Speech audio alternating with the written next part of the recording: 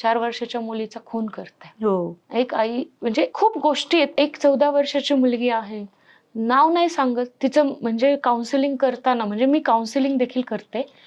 Counselling करताना नाके नऊ येतात. कारण की शाळेमधला म्हणजे क्लासेस, प्रायव्हेट जे क्लासेस आहेत, ट्युशन घेणारे कुठले तरी सर, जे मुलगी मानतात आणि ते तिच्याबरोबर व्यभिचार करतात आणि ही गोष्ट सोडवताना नाके नऊ येतात. बरोबर.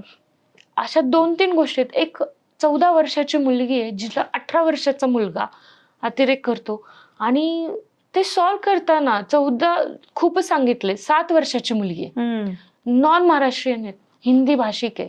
माझी भाषा तिला समजत नाही, मी मराठी, हिंदी जरी आणि तिची भाषा मला समजत नाही. असा एक प्रसंग होता, की तिचं काउन्सिल म्हणजे तिचं स्टेटमेंट घेणं खूप महत्त्वाचं होतं आणि स्टेटमेंट घेता येत नव्हतं. तर मी तिच्या घरी जाऊन तिचे हात हातात घेतले, तिच्याशी बोलले. वाईट वाटतं खूप जेव्हा तिला सांगितलं. तिने अनेक गोष्टी सांगितल्या, जे की ऑन कॅमेरा मी सांगूच शकत नाही.